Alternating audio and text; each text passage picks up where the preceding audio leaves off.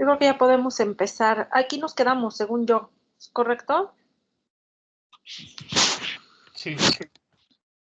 ¿Alguna duda que hayan tenido de la clase pasada, ahorita que hayan pensado?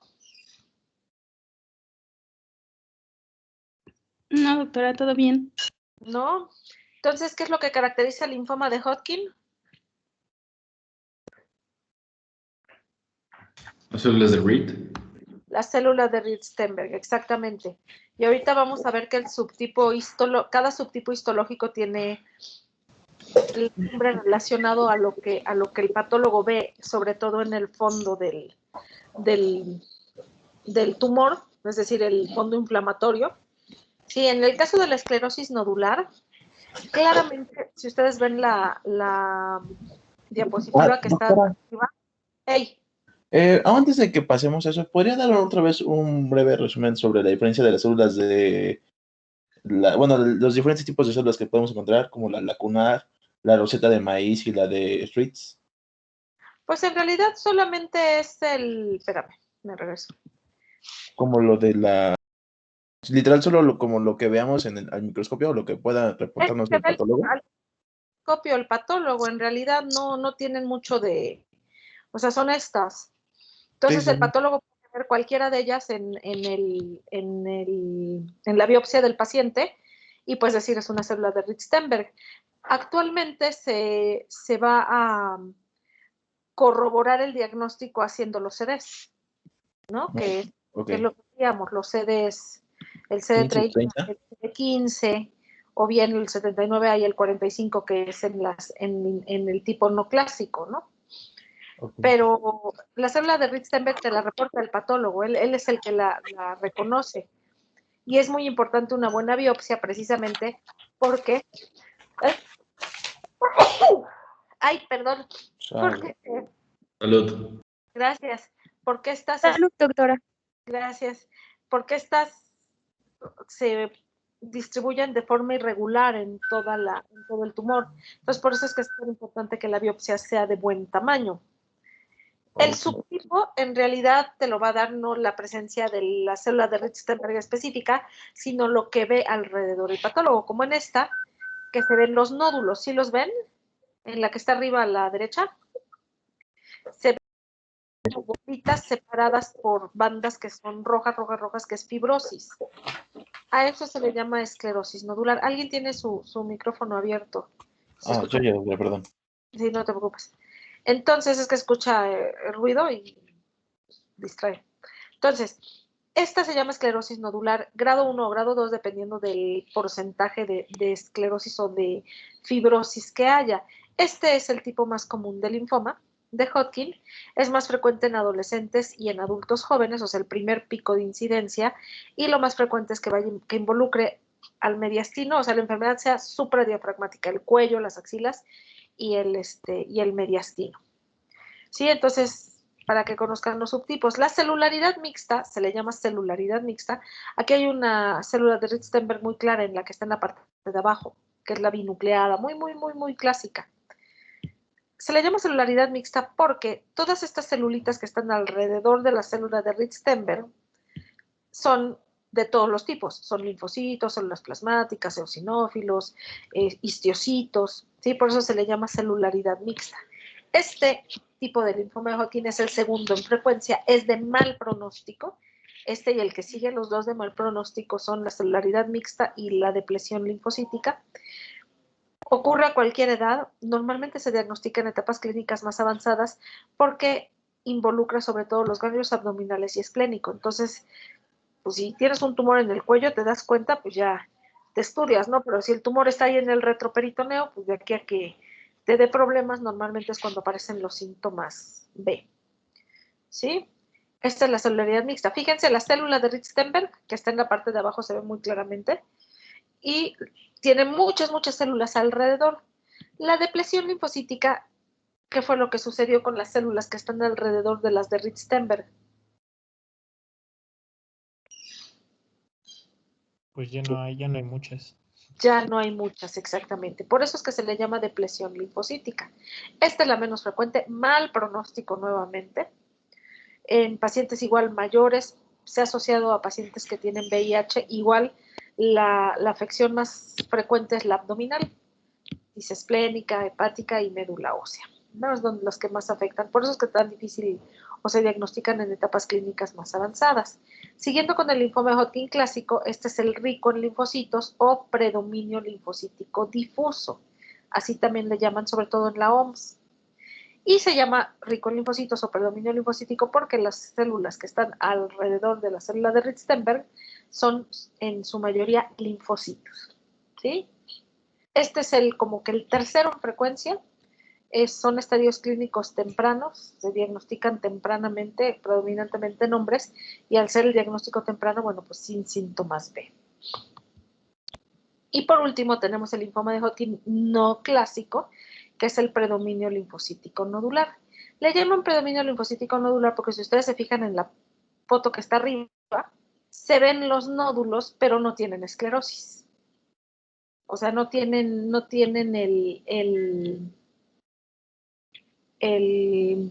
como que las bandas de fibrosis que se veía en la esclerosis nodular. Este es el tipo también, el casi penúltimo en frecuencia, 4 a 5% de los linfomas, con una mediana edad del 30%, es más frecuente en hombres 3 a 1, y bueno, va a involucrar predominantemente ganglios periféricos o superficiales, por lo tanto se diagnostica en etapas clínicas tempranas. Aquí este linfoma, que es no clásico, acuérdense que es no clásico porque no marca ni 15 ni 30, se comporta como un linfoma no Hodgkin indolente, que indolente suena bonito, pero es feo, ahorita lo vamos a ver, ¿sí? La característica de los indolentes es que hay recaídas frecuentes y tardías, son tumores de crecimiento lento, linfomas de crecimiento lento, lo cual hace que no todas las células en el tumor estén activas, por lo tanto les damos quimioterapia, se mueren las que están activas, pero las que están quiescentes sobreviven y viene la recaída más adelante. Y así, ¿no? Son frecuentes las recaídas en este tipo de linfoma. Este es el no clásico predominio linfocítico nodular. Y bueno, pues estamos hablando de neoplasias, siempre las vamos a estadificar. ¿Por qué será importante estadificar las neoplasias en general? Para el tratamiento. ¿Manejo? Por el Manejo y tratamiento, pronóstico. que nada es el pronóstico. Normalmente ahorita vamos a ver que dependiendo de la etapa clínica les tocan o 4 o 6 ciclos de quimio, o les toca radio o no les toca radio, o sea, radioterapia. Por eso es la estadificación. Como el linfoma, esta se hizo exclusivamente al inicio para el linfoma de Hodgkin, ahora ya se utiliza para los dos, 1971, y como es del linfoma de Hodgkin, ¿a dónde le gusta más salir al linfoma de Hodgkin? En la cadena ganglionar cervical. En el cuello, exactamente. Entonces, por eso es que en la etapa clínica 1 les pintan los ganglios en el cuello. En realidad, la etapa clínica 1 es una cadena ganglionar independientemente de donde esté. Vamos a decir que si es un tumor único en la axila o un tumor único en la ingle o retroperitoneal, ¿sí? Es una cadena ganglionar, el estadio clínico 1. El estadio clínico 2 es 2 o más cadenas ganglionares, pero del mismo lado del diafragma. Quiere decir, todas arriba o todas abajo. Esa es la etapa clínica 2. La etapa clínica 3 es cadenas ganglionares, por lo menos 2 o más, pero que se encuentran a ambos lados del diafragma, como les pintan aquí en el tercer monito, ¿no? Tiene adenomegalias en el cuello, en la axila y en el retroperitoneo y en la ingle. ¿No? Entonces aquí ya es una etapa clínica 3 por eso. Y la última, que es la etapa clínica más avanzada, es la etapa clínica 4, en la que ya van a aparecer infiltración a tejidos no ganglionares. Nuevamente aquí les pintan hígado, vaso y médula ósea porque son los más frecuentes, pero puede ser infiltración pulmonar, infiltración a otros niveles, ¿no? Las más frecuentes serían estas. A este 1, 2, 3 o 4 le vamos a agregar una A o una B, dependiendo si tiene o no síntomas B. Lo más frecuente es que la etapa clínica 1 y 2 sean A y que la etapa clínica 3 y 4 sean B. Obviamente los pacientes no estudian los libros, ¿no? Entonces podemos tener a veces etapas clínicas 4A, que es rarísimo, pero puede ser, ¿no? Entonces así se estadifican los linfomas. ¿Dudas hasta aquí? Los dos, de hecho.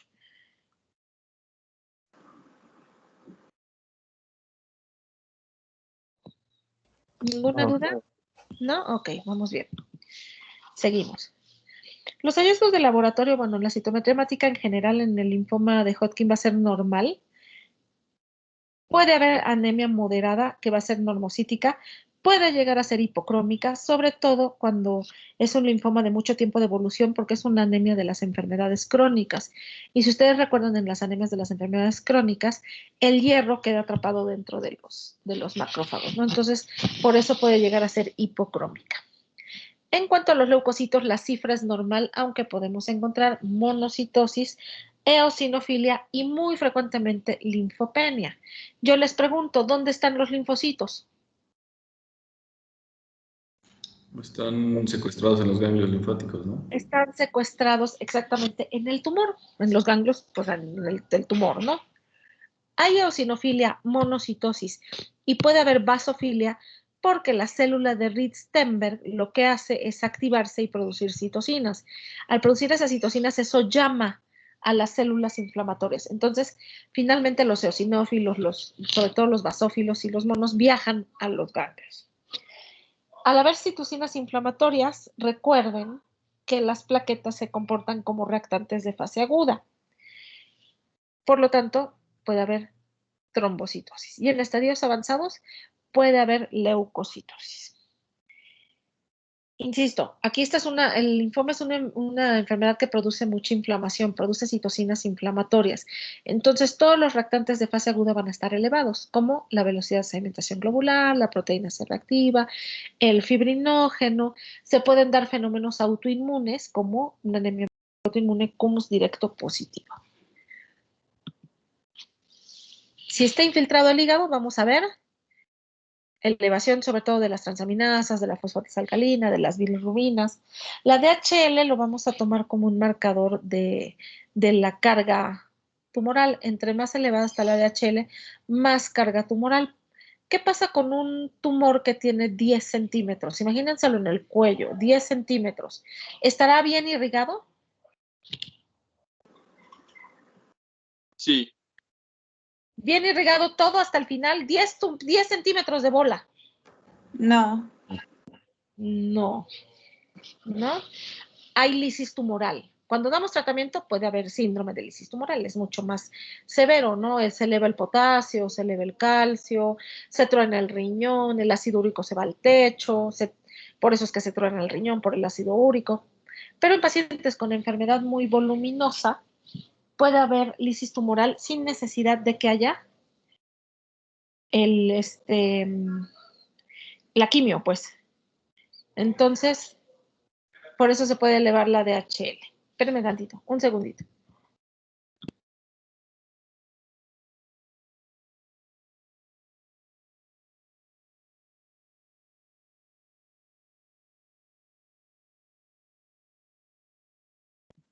Ya. Entonces, las pruebas de función hepática. Y bueno, los estudios de gabinete son sobre todo para estadificar. ¿Cómo puedo yo saber si hay tumores o si hay adenomegalias en el tórax o en el retroperitoneo? Con un estudio. ¿Con un estudio de qué? ¿Resonancia? Pues más fácil que la resonancia. Pues La una radiografía. Un ataque. Exactamente. Pues la radiografía simple de tórax posterior anterior y lateral nos sirve para ver sobre todo el ensanchamiento mediastinal, pero no nos es muy útil para medir las adenomegalias.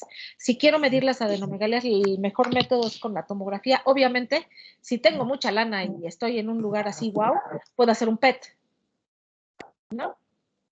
Entonces, sería mucho Doctor, más. doctora, pero en el caso del PET, ¿no sería como demasiada radiación? No, porque ¿Sería cuestión de valorar?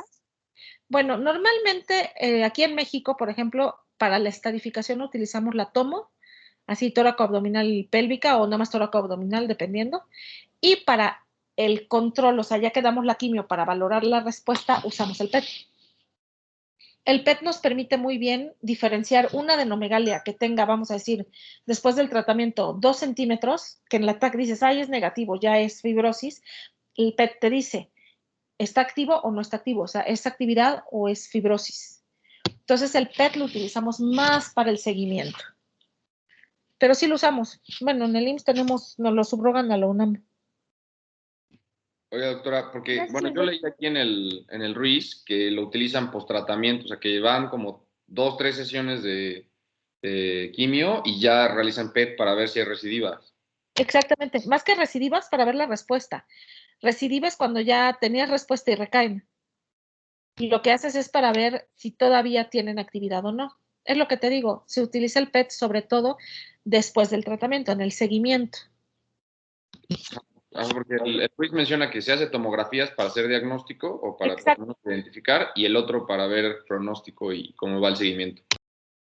Sí, la tomografía la usamos para estadificar, sería la palabra más correcta. O sea, con la tomografía dices, bueno, tiene actividad, tiene mediastino, no tiene retroperitoneo, el hígado está normal, el vaso está normal, entonces es una etapa clínica tal. Ya que damos tratamiento, terminando el tratamiento reestadificamos o bien pues hacemos los estudios nuevamente para ver si sí logramos controlar la enfermedad o no. Y para eso el PET es muy útil. Es lo que les decía. ¿Sí? Sí, doctora, gracias. Entonces, la radiografía de tórax y la TAC, esas son sobre todo estadificadoras, ¿no? En los estadios clínicos tempranos 1 y 2, ahorita vamos a ver un poquito más definiciones de los estadios. Las adenomegalias generalmente son indoloras en pacientes jóvenes con histología favorable. La histología más favorable es la esclerosis nodular. Y el 3 y 4, ya hay síntomas B, generalmente son en edades más avanzadas, obviamente etapas clínicas más avanzadas, y histologías desfavorables. ¿Cuáles les dije que eran las histologías desfavorables? La depresión linfocítica y la celularidad mixta. Exactamente, muy bien. Esas son las dos malas, vamos a decir. Ahorita vamos a ver muchas tablas pronósticas a partir de estos temas. Todas las neoplasias tienen su tabla pronóstica. Hay IPI, hay FLIPI, hay un montón, ¿no? La que se toman en cuenta sobre todo los factores clásicos en el linfoma de Hodgkin es de mal pronóstico, edad mayor de 30 años, la histología desfavorable que ya me la dijeron, la presencia de síntomas B o estadio clínico avanzado que es 3 o 4. Algunos síntomas que se pueden ver, bueno, aquí, ¿qué síntoma B me faltó ahí? ¿Qué síntoma B no puse? La diaforesis. La diaforesis profunda. Exactamente. Pero bueno, está fiebre mayor de 38 grados centígrados, pérdida de peso de más del 10% en menos de 6 meses. El prurito severo se ve sobre todo en casos de pacientes que tienen mucha eosinofilia.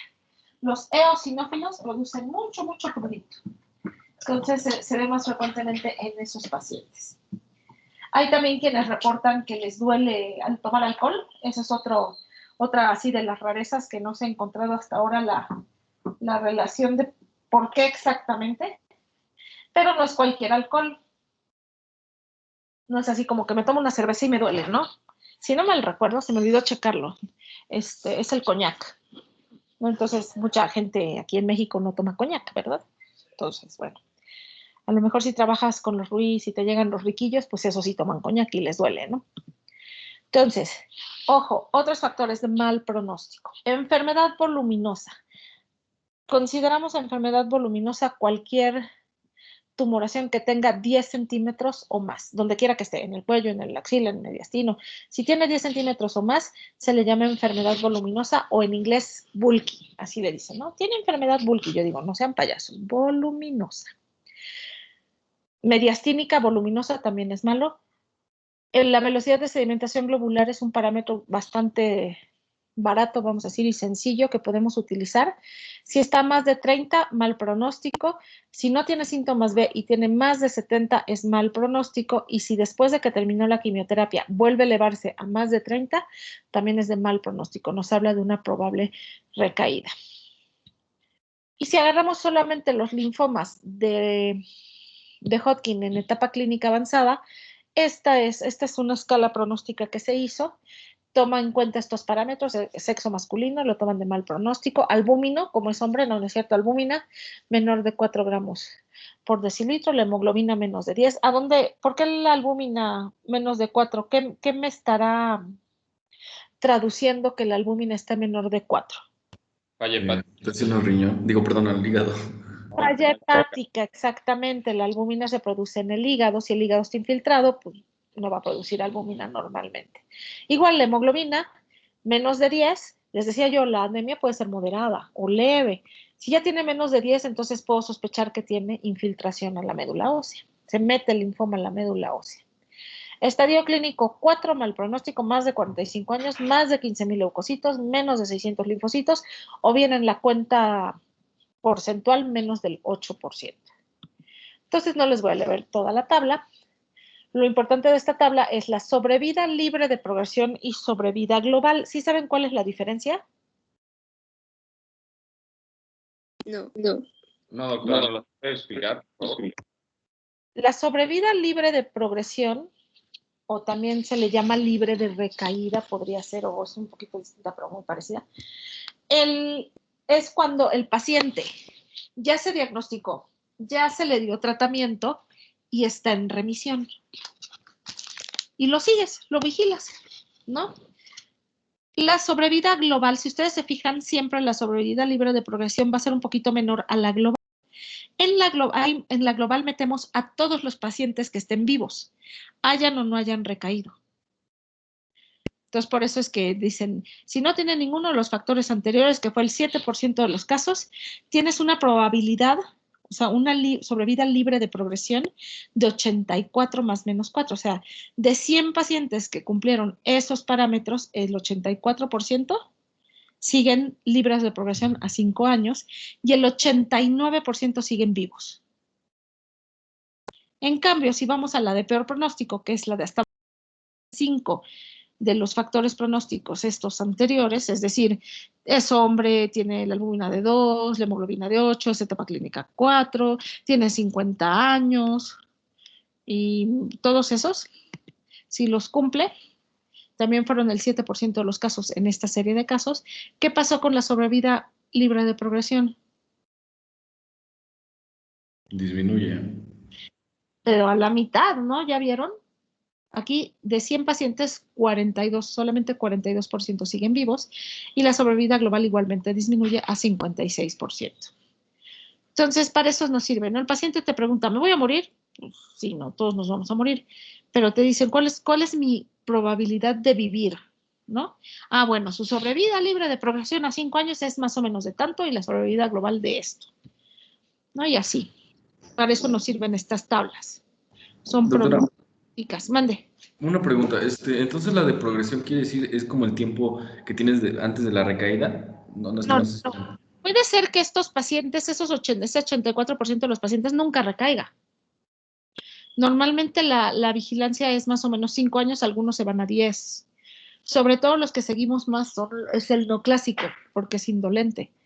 Pero de lo que esto te habla no es una seguridad, pues. Puede que no recaigas. Tienes el 84% de probabilidad de estar vivo a 5 años sin recaída. Eso es lo que significa. No sé si me explique. Sí, y ya como ya lo vivir, ¿no? En general. O sea, ya La sobrevida es la que también mete a los que recayeron. Ah, ok. El 84 se convierte en 89 porque 5% de los pacientes recayeron, pero están vivos. Y 11% ya no están vivos, ya sobrevida, ya se murieron. Para hacer el 100, ¿sí me explico? O sea, de esa sobrevida global, el 11% ya se murió, el 89% sigue vivo y el 84% sigue vivo sin recaída. ¿Sí? Ah, ok, sí, ya, perfecto. Es un poquito, pues uno que se la pasa ya tantos años viendo cáncer, pues lo entiendes, pero al principio cuesta trabajo, como que dices, ¿cómo? Entonces, así es, más o menos. De los de abajo, por ejemplo, de ese 7% de pacientes que tuvieron todos esos factores de mal pronóstico, ya se habían muerto a 5 años, quítale 142, no puedo hacer cuentas, que es 58. Sí, O sea, más 50. de la mitad ya se habían muerto. O bueno, no, 56, ¿no? Porque la sobrevida global son los que se mueren. La 42% son los que no han recaído. Es decir, aquí son 4% ya habían recaído. ¿Sí? Sí, doctora. Ok. Entonces, los estadios tempranos, etapas clínicas 1 y 2, sin factores de mal pronóstico, les damos quimioterapia ABVD. Donde quieran que vayan, les vamos a dar ABVD. 2 a 4 ciclos y radioterapia a campo afecto. A campo afecto significa donde estaba el tumor. En la de predominio linfocítico nodular, que es el no clásico, algunos dicen wait and see, otros solo radioterapia. En general les damos quimio a todos. Aquí sobrevida libre de falla, tratamientos a libre recaída nuevamente. Aquí se fueron a 6 años, 80%, sobrevida global 90%, ¿no? Etapas clínicas tempranas. Después de ahí tenemos estadios intermedios y estadios tardíos. El estadio intermedio se define como un Ann Arbor 1 o 2, pero factores de riesgo. Y los tardíos son estadios clínicos Ann Arbor 2B con enfermedad voluminosa o 3 y 4. A esto les voy a dar 6 ciclos de quimioterapia y luego radioterapia. Ahí hubo un tiempo que se trataba con pura radioterapia el linfoma, ya no se utiliza mucho, pero bueno, había buenos índices de curación siempre y cuando fueran etapas tempranas. Siempre vamos a dar quimio. Cuando es una etapa avanzada, fíjense a cuánto se disminuye la sobrevida libre de enfermedad. 50%, o sea, la mitad ya se murieron a 5 años. Y damos quimio y radioterapia combinada siempre que haya enfermedad voluminosa, independientemente del estadio clínico. Entonces, aquí están los dos esquemas que más se han utilizado. El MOP se creó en 1967, lleva mostaza nitrogenada, vincristina, prednisona y procarbazina. ¿En qué edades da el linfoma de Hodgkin más frecuentemente?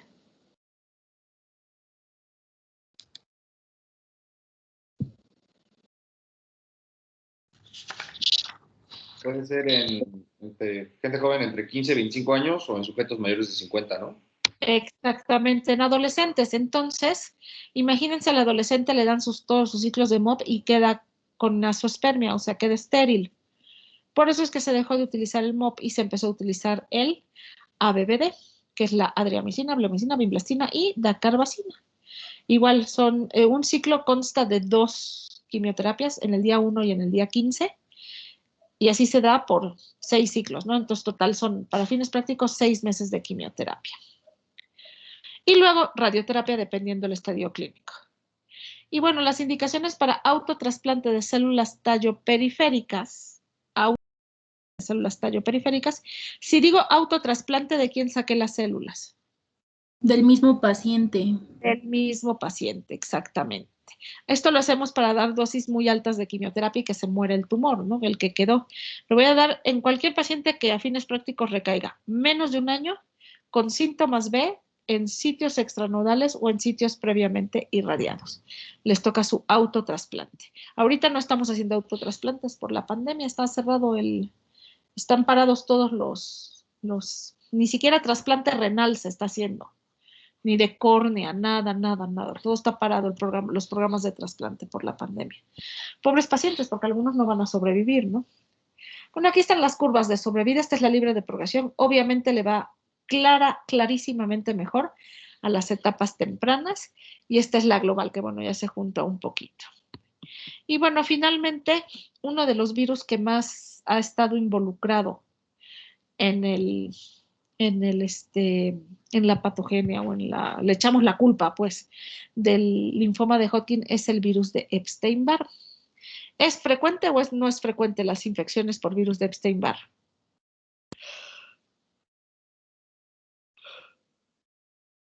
Si yo les agarro a todos Frecuente. y les Sí, hago prueba Sí, es frecuente. anticuerpos para virus de Epstein-Barr, ¿muchos tendrán o no?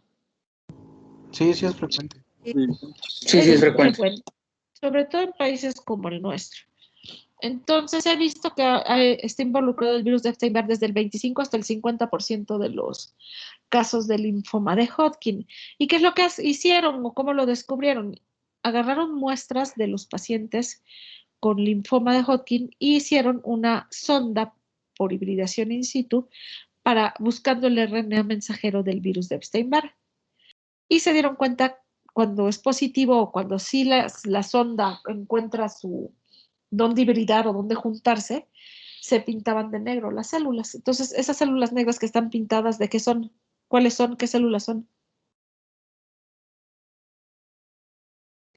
Las de Reed, ¿no? Exactamente. Entonces, con eso se demostró que hay parte del RNA mensajero en las células de Reed-Steinberg, lo cual lo consideran un fenómeno transformador, y esto se vio más frecuentemente en pacientes menores de 15 años y adultos mayores, que precisamente es la incidencia en países como el nuestro. En países desarrollados del primer mundo, como quieran llamarlo, el pico de incidencia se ve en adultos jóvenes, y el nuestro no, el nuestro es bimodal. Adolescentes, menores de 15 años y viejitos, ¿no? Mayores de 55. Ahora bien, en los niños muy chiquititos, menos de 3 años, es muy raro el linfoma de Hodgkin. Entonces, lo que se considera es que ¿se acuerdan que el virus de Epstein, la célula de Reed-Steinberg era un linfocito B? Entonces iba el linfocito B felizmente por la vida, se pone en contacto con el virus de Epstein-Barr, se considera un evento transformador, el cual hace que el linfocito se transforme en una célula de Reed-Steinberg que pierde la apoptosis, empieza a producir citocinas, y eso hace que lleguen las citocinas, las células inflamatorias, ¿no? Linfocitos, células plasmáticas, histiocitos. Y ya.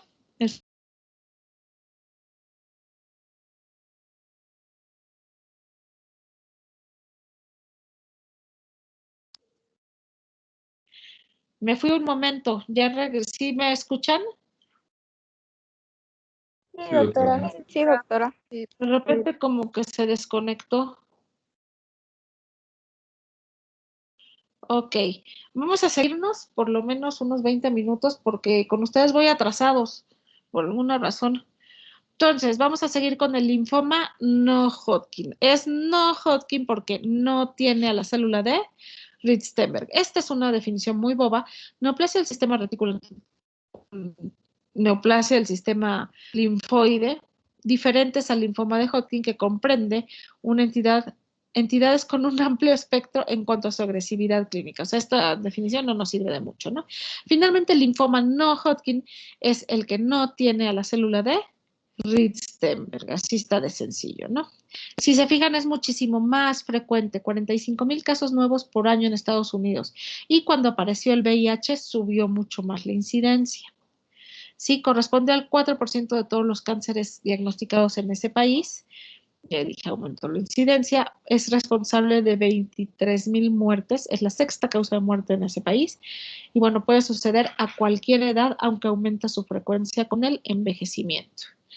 Aquí en México, el registro histopatológico de neoplasias, en México ya les decía yo, ¿no? En el 2003 reportaron 5,800, ahorita últimamente se están reportando alrededor de 8,000, 9,000 casos de linfoma no Hodgkin. El problema está en que tenemos la pésima costumbre de no reportar. ¿Sí? Nos tienen que obligar a hacerlo, si no, no lo vamos a hacer. En México representan el 5,43% de las neoplasias malignas, que está muy parecido al 4% de Estados Unidos, y en causa de muerte en los hombres es el 11º. Ojo, ahí dice tercero, pero no, es 13º, me equivoqué. Y el 13º en las mujeres, me equivoqué. Y bueno, lo que habíamos dicho aquí, además del virus de Epstein-Barr, se han involucrado otros virus como el VIH. ¿Todos han visto algún paciente con linfoma y VIH? No, doctora, yo no. Es súper frecuente, ¿no? A mí que me tocó estar ahí en San Alejandro 5 años y que estaban el infectólogo con los pacientes de VIH, pues sí tenía yo muchos pacientes, ¿no? Que tenían linfoma y se trataban de linfoma. ¿A dónde le gustaba salir al linfoma de Hodgkin?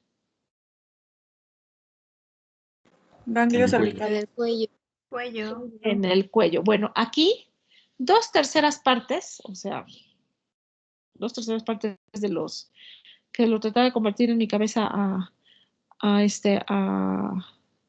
porcentaje y no pude. 65%. 75%, ¿ah? No, por eso estudié medicina, ¿no? Las matemáticas no es lo mío. Entonces, el 75% de los casos van a salir de un ganglio linfático, es decir, el tumor va a ser una adenomegalia. Pero una tercera parte van a surgir del tejido linfoide de órganos parenquimatosos, que puede ser gastrointestinal. Por ejemplo, hay linfoma gástrico, linfoma del recto, linfoma de senos paranasales, linfoma de la amígdala, linfoma de piel, linfoma de cerebro, ¿no? De sistema nervioso central. O sea, en realidad el linfoma no Hodgkin puede surgir en cualquier órgano que tenga tejido linfoide. Tuvimos un paciente con linfoma no Hodgkin que era primario del pericardio. No era un problema ese paciente, pobrecito. Es muy frecuente que la médulosis esté involucrada y en algunas ocasiones, por ejemplo, en el linfoma de piel, que se llama micosis fungoide, cuando se mete a la sangre, se llama síndrome de Sézary. O sea, los linfocitos del linfoma andan circulando en la sangre, ¿no? Entonces también se puede involucrar la sangre. Y no solo es el linfoma, en realidad cualquier linfoma se puede leucemizar, así se le llama. No se me tapó la nariz. De los linfomas más frecuentes, el segundo en frecuencia es el folicular y ahí están algunas alteraciones citogenéticas muy características, la 14-18 y la 11-14. El cromosoma 14 casi siempre se involucra por el BCL, ahí está el BCL. Otros virus que se han relacionado, bueno, microorganismos, porque ahí está una bacteria, que se han relacionado con los linfomas es el virus de Epstein-Barr, sobre todo con el linfoma de Burkitt, que es endémico en África, el lentivirus 1, con el de las células T del adulto, que también es endémico al Caribe y al sur de Japón. Es el Helicobacter pylori, ¿qué hace?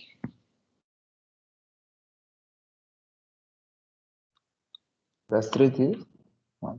Gastritis, y puede producir gastritis atrófica y está muy relacionado con el linfoma no Hodgkin gástrico tipo MALT. Sí, pues es finalmente el tejido linfoide asociado a mucosas. Y bueno, se piensa que el 30% de los pacientes con VIH pueden desarrollar un linfoma no Hodgkin en el transcurso de su enfermedad.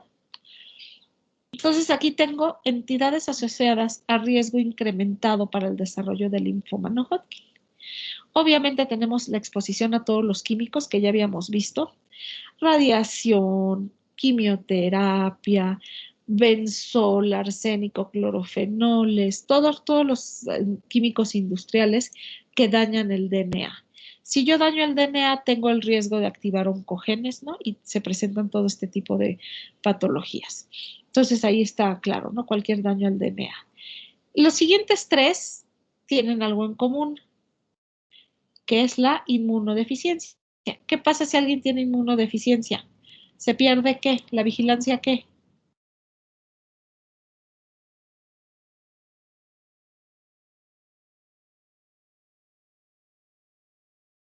¿Qué hacen nuestras defensas para que no nos dé cáncer? Eliminar las células autorreactivas, ¿no? Bueno, las células del sistema inmune autorreactivo. Además de las autorreactivas, las natural killers se encargan de destruir a células no clásicas. Las inducen a apoptosis, exactamente. Entonces, ya sea la inmunodeficiencia hereditaria adquirida o bien por el tratamiento de enfermedades autoinmunes, se pierde esta vigilancia inmunológica y aumenta la frecuencia de los linfomas, ¿sí? Hemos tenido pacientes, por ejemplo, trasplantados renales que tienen inmunosupresión crónica que terminan con linfoma, ¿no? Porque se pierde esa vigilancia. Entonces, todas estas son enfermedades, desde las hereditarias, Klinefelter, ataxia telangiectasia, Wiskott-Aldrich, ¿no? Que es ahí con linfocitos T, Wiskott-Aldrich. Estos pueden producir un aumento en la frecuencia o el riesgo de presentar linfoma. Y bueno, lo que habíamos dicho, ¿no? Aquí tenemos la misma anatomía del ganglio. Hay un ganglio hay un folículo primario, un folículo secundario. Y si ustedes se fijan, dice, el linfoma folicular y el de Burkitt sale del folículo secundario. Luego están las células, las del linfoma de células del manto, linfoma de la zona marginal, linfocitos B pequeños. Ahí está del sitio de donde salen, del sitio anatómico donde salen en el ganglio, los linfomas. Entonces, por eso es tan importante hacer biopsias excisionales. Clasificaciones del linfoma no Hodgkin hay para votar para arriba las que ustedes quieran. Antes del 82 estaba Rappaport, Luxicolin y Kiel, cada quien ocupaba la que quería. Entonces lo que hicieron fue, se juntaron, hicieron un grupo de trabajo, el Working Formulation, hicieron la primera clasificación como que consensada de los linfomas y los dividía en 3 grupos, de bajo grado de malignidad, de intermedio grado de malignidad y de alto grado de malignidad. Entonces, esta es una de las primeras clasificaciones que nos habla del comportamiento clínico o del comportamiento de crecimiento de estos linfomas. Posteriormente ya llega la OMS y, como siempre, ¿qué le incorpora la OMS a las clasificaciones? ¿Quién se acuerda? ¿Lo inmunológico? Inmunología. Lo inmunológico, o sea, lo que es la inmunohistoquímica, ¿no? Entonces, lo primero que hace la OMS es clasificar a los linfomas en B o T.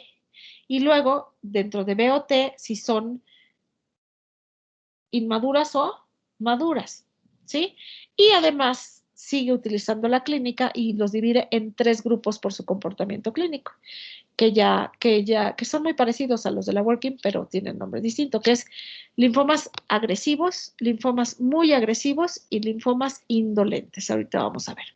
Entonces, lo primero que hace la Real y la OMS, que finalmente la Real es la de la OMS, es clasificar en neoplasias de células B y neoplasias de células T, que también ahí entran las natural killer. El tercer grupo es las histiocitosis, ¿no? Que son muy raras. Y dentro de las B y las T va a haber de células B precursoras y maduras, de células T precursoras y natural killer maduras. Por ejemplo, los linfomas que salen de los senos paranasales casi siempre son T natural killer. El de la piel es T, ¿no? Casi siempre. Entonces es lo mismo. Neoplasias de células B, precursoras y maduras, y neoplasias de células T natural killer, que son también precursoras y maduras. Es exactamente la misma. ¿Y qué ocupan para esto? Pues precisamente los seres que ya habíamos mencionado, ¿no? De tal forma que aquí en los linfomas de células B precursoras tenemos un linfoma linfoblástico. Y en los de B maduras tenemos a la leucemia linfocítica crónica, porque es madura, o linfoma de linfocitos pequeños, que es lo mismo. ¿Sí? Finalmente esto ya lo habíamos mencionado, ¿no? Dependiendo de los que vayan adquiriendo y perdiendo, pues es el nombre del linfoma. Y para esto vamos a utilizar la inmunohistoquímica. Linfomas indolentes, les decía yo, los indolentes, si les dicen, les va a dar un linfoma. Entonces dices, chin, me va a dar linfoma. ¿Qué quieres que te dé? ¿Agresivo, muy agresivo o indolente? ¿Ustedes cuál piden? Yo pediría que no me diera, pero bueno, vamos a decir que no es opción. El que sea que no El indolente. El indolente suena bonito, ¿sí o no? Sí, no porque duele, se supone ¿no? que el crecimiento es lento, ¿no? O sea, no lo El diagnostico. indolente, el crecimiento es lento, exactamente. El problema es que son hasta la fecha incurables. En cambio, los agresivos o los muy agresivos, les das quimio y ¡pum!, desaparecen y hasta te puedes curar. Por eso siempre he dicho, los indolentes suenan bonitos, pero son feos. Hagan de cuenta que son hipócritas, ¿no? Sí, estás bien, sí, ya lograste la remisión, 1 o 2 años, mocos, recaes. Otra vez 6 ciclos de quimio, otra vez hasta te autotrasplanto, unos 3, 4 años y ¡pum!, recaes. ¿Por qué? Porque las células en los indolentes, un buen porcentaje de células están quiescentes. ¿Qué significa eso? Como en ¿En pausa. estado de reposo? Están detenidas en un proceso de... Están Como detenidas. no están en ninguna parte del ciclo activo, del ciclo celular. O sea, no están en mitosis, no están en síntesis, no están pasando por las diferentes etapas del ciclo celular, están paradas. ¿Ahí podrá matarlas la quimio? No. No. Sí, No, pues porque- no, porque prácticamente toda la quimio, sobre todo vamos a llamarla convencional, entra a actuar en un momento en el que la célula o está en síntesis, hagan de cuenta que hay medicamentos que durante la síntesis, pum, pum, se mete y hace que las conexiones al generar el DNA se hagan chuecas y eso es incompatible y hace apoptosis esa célula. Es en síntesis o al momento de la mitosis, hacen que se dividan mal y que se mueran. Entonces, todas las quimioterapias, alcaloides de la vinca, todo el tipo de quimioterapia actúan en etapas activas del ciclo celular. Entonces, una célula que está quiescente, pues le hace lo que el viento a Juárez, ¿no? O sea, nada, están ahí. Entonces, ¿qué pasa? Escogemos a las células que están activas, esas células se mueren, y las que están inactivas no se mueren, pasa el tiempo, se activan y viene la recaída. Pero igualmente va a haber células activas e inactivas en ese momento, le damos la quimio y se hace un círculo. ¿Sí me explico? Sí, doctora.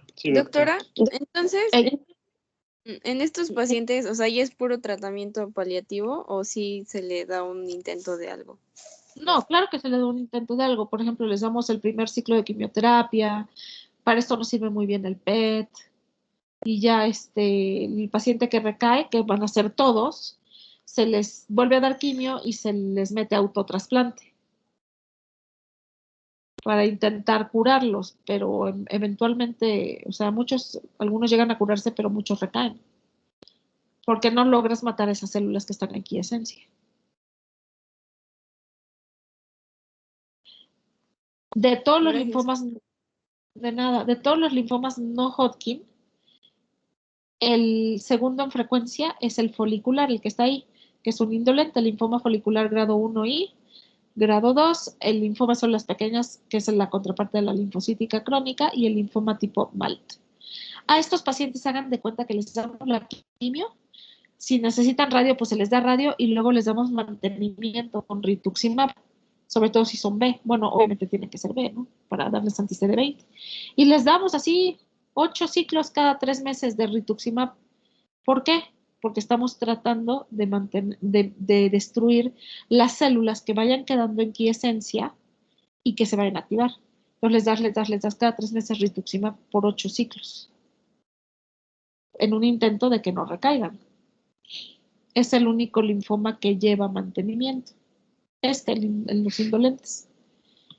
De ahí que tengo agresivos, que es el linfoma celular grande. De todos los linfomas no Hodgkin, el más frecuente por mucho es el linfoma difuso de célula grande. Muy agresivos es el Burkitt, el más frecuente, que es muy poco frecuente, o los linfoblásticos, que están abajo, que también pueden ser B o T. Son ejemplos, lo vamos a ver todos. No les pongo las tablas de las clasificaciones. Las últimas clasificación que salió fue en el 2016 de la OMS y hay 40 tipos de linfomas. Y no estoy contando las revisiones que han salido 17 y 18. Entonces no vamos a hablar de todos, solamente vamos a hablar de los más frecuentes de cada grupo. La distribución de los linfomas, de acuerdo a la clasificación, el más frecuente de todos es el difuso de célula grande. Aquí dice 30%, hay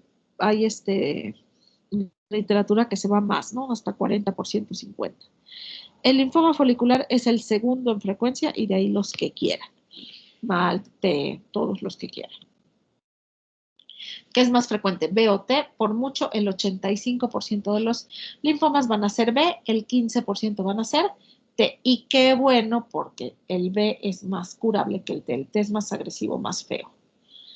Sí, ahí están los CDs, ¿no? Si es B va a abarcar 19, 20, inmunoglobulina de superficie y CD 10. Si es T va a abarcar 2, 3, 4, 7 y 8. Y les decía yo el tercer grupo, que son los tumores histiocíticos o de macrófagos, que son muy poco comunes, que son, no sé si alguna vez han oído mencionar alguna vez a la histiocitosis de Langerhans. que puede ser multisistémica, es muy poco. Yo pensé que era así como una historia, pero le da mucho a los niños, ese sí es muy frecuente en los niños. Entonces ahora he visto varios con la hematóloga pediatra, ¿no? Pero yo pensaba que antes era una historia. Entonces, la diferencia, los indolentes o de bajo grado, las sobrevidas sí son largas, pero las recaídas son frecuentes y la mayor parte se consideran en general no curables. Los agresivos y los muy agresivos, los de alto grado, estos, la progresión clínica es rápida y también pueden ser curados con quimioterapia. Entonces, la estadificación para establecer el diagnóstico o la extensión, vamos a hacer obviamente una historia clínica con exploración física adecuada, hay que medir todos y cada uno de las adenomegalias. El diagnóstico lo voy a tener con una biopsia excisional, acuérdense, excisional con inmunohistoquímica.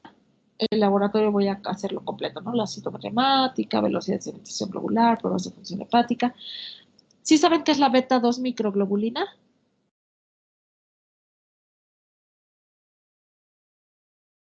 ¿No? No. Esta se utilizaba como un marco, bueno, se sigue utilizando, ya está cayendo un poquito en desuso por el PET, pero se utilizaba como una, ay, se me fue el nombre, un marcador tumoral. Hagan de cuenta que la beta 2 microglobulina la producen nuestros linfocitos de forma normal. Aquí en el linfoma no Hodgkin, el tumor está hecho de linfocitos, no es como el de Hodgkin, que es la célula de Ritzenberg. Aquí todos los linfocitos son clonales y están produciendo, si tenemos una bolota de linfocitos, van a producir mucha beta 2 microglobulina. Entre más alta esté, pues peor es el pronóstico y durante la vigilancia, si empieza a subir, pues hay una recaída, ¿no? Entonces, para eso se utiliza la beta 2 microglobulina. Ya habíamos visto que Doctora, ¿y qué tan específica es?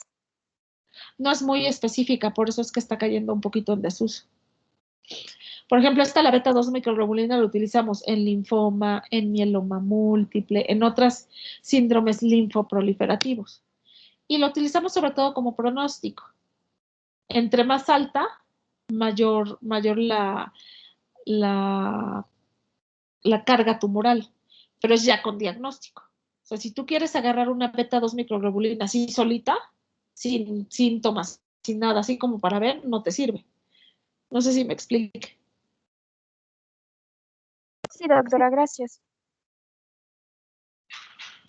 Bueno, para la estadificación, la tomografía, ya le habíamos dicho, la radiografía de tórax, la biopsia de hueso, sobre todo el aspirado lo podemos hacer, pero es más específico la biopsia ósea. En algunas circunstancias, por ejemplo, dependiendo de dónde está el tumor, bueno, si está en sistema nervioso central, pues tomografía o resonancia. Si tengo algún derrame pericárdico, pleural, ascitis, puedo estudiar el líquido para buscar linfocitos atípicos. Los estudios varitados y endoscópicos, sobre todo para los linfomas que afectan el tubo digestivo. ¿Cuáles son los estudios varitados? ¿Con vario? Sí, pero ¿cuáles son? Hay dos estudios varitados del tubo digestivo. ¿Cuáles son? El esófago. Uno es el enema varitado, ¿no? Colon por enema, ¿sí? El tránsito intestinal. Pero ese no nos sirve mucho, más bien nos sirve para ver el tránsito intestinal. La Uno que es el... En el ¿Cuál? esófago. Colonoscopia, pero creo que no. Es que no te entendí. Esofagograma. Bueno, el esofagograma es parte de la serie La esofagorodenal. serie de su... no, Ese es el otro, la serie esófago-gastroduodenal. En realidad, estos también han caído en desuso, los varitados, porque ya hacen la endoscopía y la endoscopía no sirve para hacer diagnóstico porque se toma la biopsia. Pero bueno, sí se pueden hacer. Igual estudio citológico de cualquier derrame, ya había yo dicho. El estudio citológico de líquido cefalorraquídeo me lo salté por alguna razón para ver infiltración y antes del PET utilizábamos el gamagrama con galio. ¿Sí? Las etapas clínicas ya las vimos, no se las repito, ¿sí? No, doctora. Ya las acabamos de ver hoy, ¿no? Y bueno, que es que quiero acabar el laboratorio para no más dejar el tratamiento. ¿Qué hora es? ¿Ya son las 6? Sí, doctora, son dos. Sí, Sí, dos, Dos, doctora. sí, Nos doctora. quedamos aquí. Déjenme bajar la lista de asistencia. Ay. Y Doctora. aquí, mande. Yo entré un poquito tarde porque tenía problemas con mi internet. Sí, no estoy siendo muy estricta. No te preocupes. Gracias, doctora. Yo sé, si a mí me falla, aquí estoy también y se me va y los dejo a la mitad. A lo mejor vamos a tener que con ustedes meter una clase un día que no esté programado, que todos podamos, para ponernos al corriente. Vemos cómo vamos avanzando, todavía hay tiempo. Pero si nos agarran las prisas, metemos una que otra clase ahí fuera de horario para ponernos al corriente, ¿les parece? Sí, doctora. Sí, doctora. Doctora, Sí, una doctora. pregunta. Ajá. Es que yo tenía entendido, bueno, es un poco sobre, sí es sobre el tema, pero sobre si se cubre o no, el seguro cubre este tratamiento de los linfomas de Hodgkin y no Hodgkin, porque yo tenía entendido que el que cubría era el no Hodgkin, pero con muchas restricciones como que fuera menor de 18 años y cosas así. Es seguro. Entonces, o sea, ¿El IMSS? ajá, No, el IMSS lo tratamos todos. todos. Ah, ok. Todos, y ahora nos autorizaron los últimos medicamentos acá, non plus ultra para los refractarios y para prepararlos para trasplante, y son así 100,000 pesos de cuenta, pero sí lo cubre. Ah, ok, porque en alguna vez leí que solo cubría el no Hodgkin y el folicular y el difuso nada más. Por eso mi duda. Algo te estás confundiendo con el popular. Ah, ok. Pero entonces el seguro cubre todo. El seguro popular sí no cubre todo, si no Ajá. estoy mal. Ok. Gracias, doctora. De nada. ¿Alguna otra duda que tengan? Yo, doctora, en los tumores que dijo